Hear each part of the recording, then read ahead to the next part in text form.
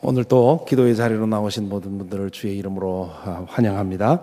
오늘 우리에게 주시는 말씀은 마태복음 5장 14절부터 16절까지입니다. 마태복음 5장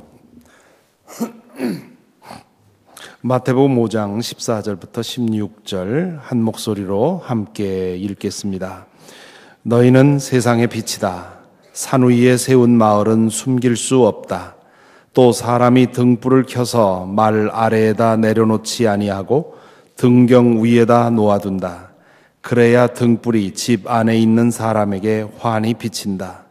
이와 같이 너희 빛을 사람에게 비추어서 그들이 너희의 착한 행실을 보고 하늘에 계신 너희 아버지께 영광을 돌리게 하여라. 아멘. 우리 시대에는 어둠이 얼마나 공포스러운지를 잘 모릅니다. 그렇기 때문에 빛이 또 얼마나 소중하고 고마운 것인지를 실감하지 못합니다. 빛이 너무 흔해지고 쉬워져서 어둠으로 인해서 두려움을 겪어본 적이 없기 때문에 그렇습니다. 문명사회에 사는 사람은 원하기만 하면 한평생 어둠을 경험하지 않고 살 수가 있습니다. 그렇기 때문에 얼마나 어둠이 무겁고 두렵고 집요한 건지를 알지 못하지요. 제 어릴 적에 시골에서 자라면서 빛을 구하는 것이 쉽지도 않고 흔하지도 않고 불편하고, 그리고 빛이 없을 때 그 어둠은 정말 공포스러운, 눈을 떠도 눈을 감아도 같은 그런 어둠을 경험해 본 적이 있습니다. 그럴 때 작은 빛이라도, 반딧불이라 하나라도 그 빛이 있는 것이 얼마나 고마운 것인지 우리는 알지 못하지요. 이 오늘의 말씀을 이해하려면 옛날 사람들이 어둠을 어떻게 경험했는지, 그리고 그들의 삶에 있어서 빛이 얼마나 소중했는지를 알아야 합니다. 예수께서 이 말씀을 하실 당시에도 어둠은 깊었고 무거웠고 집요했습니다. 밤이 되어서 어둠이 자리를 잡으면 빛을 얻는 것은 그리 쉽지 않았고, 빛을 얻는다 해도 신통치를 않았습니다. 그래서 빛이 그토록 간절히 소중했습니다. 예수께서는 제자들을 향해서 너희는 세상의 빛이다, 그렇게 말씀하십니다. 이 말씀 속에 숨어 있는 전제가 있습니다. 이 세상은 어둠에 갇혀 있다 하는 전제이지요. 실제로 예수님은 그런 말씀을 자주 하셨습니다. 요한복음 3장 19절에 보면 빛이 세상에 들어왔지만 사람들이 자기들의 행위가 악함으로 빛보다 어둠을 더 좋아하였다, 그렇게 말합니다. 요한복음 12장 46절에 보면 또 이렇게 말씀하십니다. 나는 빛으로 세상에 왔다. 그것은 나를 믿는 사람은 아무도 어둠 속에 머무르지 않도록 하려는 것이다. 이 세상은 어둠에 쌓여 있다고 하는 것, 그것이 전제입니다. 그렇게 말씀하신 이유는 이 세상이 하나님을 떠나 죄악 가운데 살고 있기 때문입니다. 세상은 진리의 본체이신 하나님을 떠나 살고 있기 때문에 진리는 모릅니다. 지식은 한없이 쌓여가고 있지만 진리에는 관심이 없습니다. 진리에 관심이 없으니 타락한 마음이 시키는 대로 살아가는 것이지요. 한밤중에 모두 다 눈 감고 자기 자신의 타락한 욕심이 시키는 대로 싸우다 보니까 결국 한밤중에 나 혼자 살기 위해서 서로 닥치는 대로 치고받고 싸우는 것과 같은 상황이 되었습니다. 인간의 욕망을 통제할 길잡이가 없으니, 그리고 진리를 모르니 70억 개의 욕망이 서로 엉켜 싸우고 있는 상황이 된 것입니다. 그것이 이 세상을 뒤덮고 있는 밤의 실상인 것입니다. 사람들은 이 물리적인 어둠에 대해서는 두려워하고 어떻게든 이 어둠을 없애보려고 노력합니다. 그런데 영적인 어둠에 대해서는 오히려 반대로 반응합니다. 예수께서 말씀하신 것처럼 빛보다는 어둠을 더 좋아합니다. 어둠을 두려워하기보다는 어둠을 더 편하게 느낍니다. 더 깊은 어둠 속으로 파고 들어가서 더 깊은 어둠의 일을 탐합니다. 그로 인해서 세상은 갈수록 더 어둠은 더 깊어지고 진해지는 것이지요. 그 증거들을 우리는 멀리 찾아야 되는 것 아닙니다. 아침에 신문을 열어보면 혹은 인터넷을 통해서 신문을 그날의 뉴스를 돌아보면 이 세상의 어둠이 얼마나 심각한지 금방 알 수가 있습니다. 요즘 자행되는 죄악의 깊이를 가만히 들여다보노라면 때로 몸서리가 쳐집니다.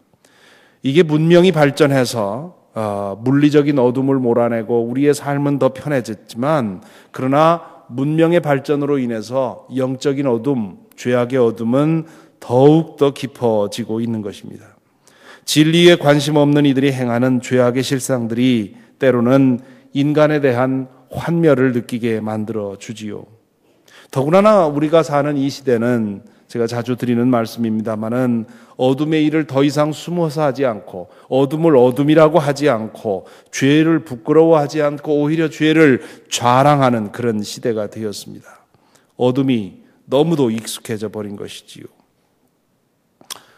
얼마 전에 이런 문제로 아내와 얘기를 나누다가 제가 하나님께 모독이 될 뻔한 그런 말을 했습니다. 하나님이 인간들이 이렇게까지 문명을 발전시킬 줄 알고 계셨을까? 혹시 지금쯤 내가 너무 잘 만들어 놨나 하고 후회하지 않으실까? 그런 얘기를 했습니다. 이게 상당히 하나님에겐 모독적인 얘기인데요. 제가 하는 얘기가 아니라 노아의 이야기에도 이런 구절이 나옵니다. 주님께서는 사람의 죄악이 세상에 가득 차고 마음에 생각하는 모든 계획이 언제나 악한 것뿐임을 보시고서 땅 위에 사람 지으셨음을 후회하시며 마음 아파하셨다. 창세기 6장에 나오는 노아의 홍수 이야기 전에 나오는 이야기입니다. 뭐 말이 그렇다는 말이지요. 하나님께서 그것을 모르셨겠습니까? 문제는 하나님이 너무 잘 만든 데 문제 있는 것이 아니라 인간이 우리에게 주어진 능력을 잘못 사용한 데 있는 것이지요. 식칼을 가지고 살인을 저지른 사람이 판사 앞에서 나에게는 죄가 없습니다. 이 식칼 만든 사람을 정죄해 주십시오 라고 말하는 거나 똑같은 얘기입니다. 이 모든 것을 돌이킬 수 있는 힘은 바로 빛에 있습니다. 진리의 빛을 통해서 죄악이 얼마나 더럽고 추한 것인지를 깨달아야 합니다.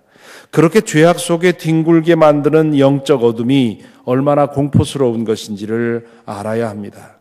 빛이 비칠 때 사람들은 빛 가운데로 나오거나 아니면 더 깊은 어둠 속으로 들어가서 어둠을 즐기게 되어 있습니다. 빛을 피하여 더 깊은 어둠으로 찾아 들어가는 사람들에게는 희망이 없습니다. 영원한 어둠 가운데 처하게 되겠지요. 하지만 계속 빛이 비치고 있다 보면 자신의 어둠에 대해서 돌아보며 결국 빛 가운데로 나오는 사람들이 있는 것입니다. 한 사람이 빛 가운데로 나오는 만큼 이 세상은 더 밝아지는 것이지요. 예수께서는 빛으로 오셨습니다. 그분은 나는 길이요 진리요 생명이라고 말씀을 하셨습니다. 예수님을 주님으로 영접하고 그분과 함께 동행하면 참되게 사는 길이 보이고 진리를 깨닫는다는 말씀이지요. 예수 그리스도를 통해서 하나님을 알게 되고 하나님 나라를 보게 되고 하나님의 뜻에 대해서 알게 되고 그 뜻을 행하려는 마음이 생기는 것입니다. 그렇게 살아 영생에 이르는 것, 그것이 구원의 길이라고 예수께서 말씀하시는 것입니다. 그렇게 살아갈 때 우리는 어둠의 일을 탐하고 즐기던 옛사람을 내려놓습니다. 영적인 어둠이 얼마나 두려운 것인지를 깨닫습니다. 빛 가운데 사는 것이 얼마나 자유롭고 행복한 것인지를 빛 안에서 살아봐야만 알 수가 있습니다. 이런 의미에서 예수께서는 너희는 세상의 빛이다 말씀하십니다. 우리가 빛이 되는 이유는 우리 안에 있는 빛 때문입니다. 빛이신 주님께서 우리 안에 들어오시는 순간 우리는 빛이 됩니다. 그 빛을 숨길 수가 없습니다. 주님이 우리 속에 들어오는 순간 우리는 마치 산 위에 세워진 도시와 같아진다 말씀하시지요. 빛이 우리에게 들어오는 순간 마치 우리는 등잔대 위에 올려놓은 등잔과 같이 된다 그런 얘기입니다. 등불을 켜서 여기 말이라고 하는 것은 번역을 할 때 좀 바꿨어야 하는 말인데 요즘은 말을 사용하지 않죠. 옛날 그 쌀을 퍼 담을 때 사용하던 그런 말, 우리 어른들은 다 기억하겠습니다만 우리 젊은이들은 모를 겁니다. 말이라고 하는 것, 뭐 큰 그릇을 말하면 되겠지요. 그릇으로 덮어두는 걸 말합니다. 그 홀스를 말하는 게 아니라 큰 그릇을 말하는데 그 등불을 켜서 그릇으로 덮어두는 사람이 어디 있느냐? 등잔대 위에 올려놓아서 방 안에 있는 모든 사람들을 비추게 해야 되는 것 아니냐? 이렇게 말씀을 하시는 것입니다. 팔복에서 이미 말씀하신 것처럼 우리가 예수 그리스도를 주님으로 영접하고 주님의 빛이 우리 안에서 비칠 때 어둠의 일을 좋아하는 사람들은 우리의 존재를 불편해하지요. 그리고 거부하고 또 때로는 우리의 존재가 없어지기를 바라기도 하고 이제 그렇게 합니다마는 그러나 그러한 삶이 계속될 때 그들은 결국 그 속에 빛이 있음을 알게 되는 것입니다. 마지막 절에 보면 너희 빛을 사람에게 비추어서 그들이 너희의 착한 행실을 보고 하나님께 영광을 돌리게 하여라 그렇게 되어 있습니다.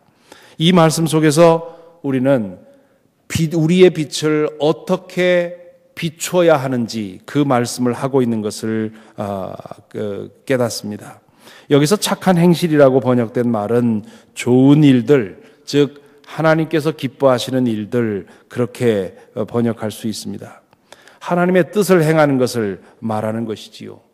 예수께서 지금 여기서 말씀하시는 것은 우리 속에 있는 빛을 드러내되 그 빛이 우리의 삶을 통해서 비치게 하라고 하는 얘기입니다. 말로 하라는 말이 아니라 우리의 삶을 통해서 하라고 하는 것이지요. 오늘날 예수 냄새 피우는 사람들은 많지만 예수의 향기를 풍기는 사람이 많지 않은 것 우리 모두 다 인정하는 일일 것입니다. 자신이 예수 믿는 것을 드러내는 사람들 많이 있습니다. 몸짓으로 기도하는 모습으로 신앙생활하는 모습으로 내가 예수 믿는다고 하는 냄새는 피울 수가 있습니다. 하지만 그런 것 하나도 없어도 다시 한번 보게 하고 그리고 뭔가 다른 것이 있어서 무엇이 저렇게 다른가 지켜보니 예수 믿는 사람이었더라 하는 것을 알게 되는 그런 사람 많지 않습니다. 신앙 인격은 없고 피곤할 정도로 말만 많은 사람들, 그것이 이 세상이 기억하는 예수쟁이의 모습 아니겠습니까? 이 말씀 앞에서 우리 자신을 비추어 봅니다. 우리에게는 주님의 빛이 있습니까? 우리 안에 주님의 빛이 비치고 있습니까?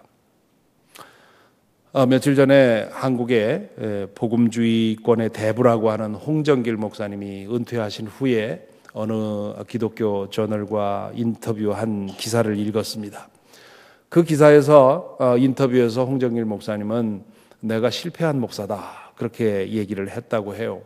그러면서 왜 실패했습니까? 했더니 하는 말씀이 내가 젊을 때는 이 민족이 복음화만 되면 이 세상이 달라질 거라고 생각하고 전도하는데 목숨을 걸고 살았다. 그런데 얼마 안 돼서 그 동네마다 그 교회가 들어가고 또 교회마다 부흥하고 한국의 기독교인의 인구가 전체 인구의 25%까지 될 만큼 그렇게 성장을 했는데 전혀 달라진 것이 없더라. 그래서 중도의 노선을 제자 훈련을 해야 되겠다. 아무리 복음 전해도 소용없구나. 제자 훈련해야 사람이 바뀌는구나 해서 제자 훈련을 했다는 거지요. 그래서 그분이 세운 기관이 국제 제자 훈련원이라고 하는 것을 세워서 제자 훈련에 또 목숨을 걸었다는 거지요. 그렇게 하고 은퇴를 했는데 이제 와서 돌아보니 제자 훈련을 통해서 만든 건 뭐냐? 교인들의 머리만 커졌지 삶은 전혀 변한 게 없다. 그것도 실패다. 지금 뭘 하고 있습니까? 지금 나는 가정사역에 관심을 두고 있다. 어릴 때부터 가정에서 아이들을 그리스도인의 그 신앙으로 양육시키지 않으면 세상 변하지 않을 것 같다. 그러면서 이제 남은 시간을 가정사역에 바치겠다고 하는 그런 기사를 읽으면서 신앙이라고 하는 것이 우리의 삶을 변화시키고 우리의 인격을 변화시키는 것 얼마나 어려운 일인지 이 일평생 복음을 위해서 헌신했던 분의 고백을 통해서 확인할 수가 있었습니다. 글쎄요, 어느 것에 정답이 있을까요? 그렇다고 해서 복음 전도가 필요 없는가요? 그렇다고 해서 제자 훈련이 필요 없나요? 가정에서 어릴 때부터 신앙적으로 양육하면 다 잘 될까요? 그 모든 것에 정답은 없습니다. 정답은 예수 그리스도를 믿는 사람들이 겉으로 형식으로 믿는 것이 아니라 정말 예수 그리스도의 그 빛을 온전히 받는 것.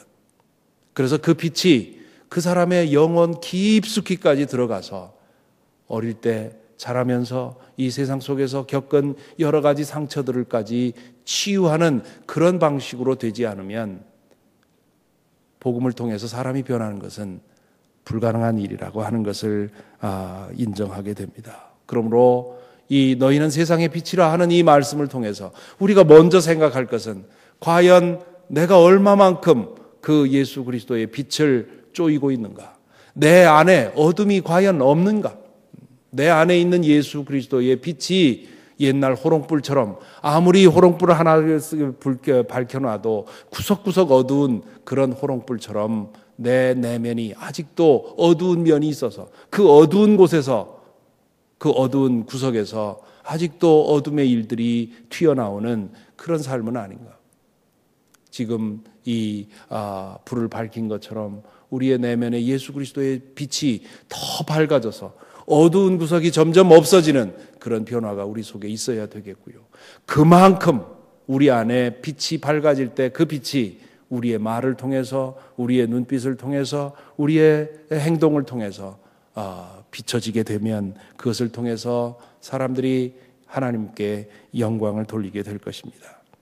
세상의 어둠을 탓할 것이 아니라 내 내면의 어둠을 먼저 생각을 해야 되겠고요.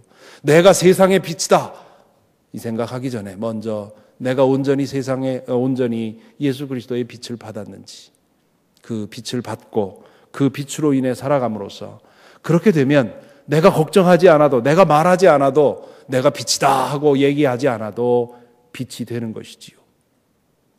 그러므로 오늘 이 말씀 앞에서 저와 여러분 우리 모두 내 안에 그리스도의 빛이 얼마나 환하게 비치고 있는가, 매일같이 이 빛을 더 밝게 하기 위해서 내가 어떻게 하고 있는가, 내 내면에 아직도 예수 그리스도의 빛에 열리지 않은 그런 구석은 없는가, 우리 자신을 돌아보며 더 밝은 빛을 구하는 저와 여러분이 되기를 바랍니다. 오늘 기도의 제목은, 함께 기도할 제목은 버지니아 연회와 조용진 감독님을 위해서 지금 파송 시즌이기 때문에 거의 한 2, 3주에 한 번씩 캐비넷 미팅을 하시면서 아주 힘든 시간을 보내고 계십니다. 이 파송이 참 쉬운 일이 아닌데요. 이 파송을 통해서 하나님의 뜻이 이루어질 수 있도록 기도해 주시고, 새로 개척 준비하고 있는 강현식 목사님, 그리고 버지니아 연회 안에 있는 교회들이 있습니다. 우리 한인교회들, 가나교회, 버지니아 한인교회, 성마가교회, 세빛교회, 엠마오교회, 열린교회, 제일감리교회, 이 교회들이 주님 안에서 새로워지고 또 성장하고 하나님의 영광을 돌릴 수 있도록 우리 기도해야 되겠습니다. 우리 함께 통성으로 함께 기도하는 시간 갖겠습니다. 잠시 우리의 마음을 이 기도의 제목을 위해서 우리의 마음을 담겠습니다. 묵상하시겠습니다.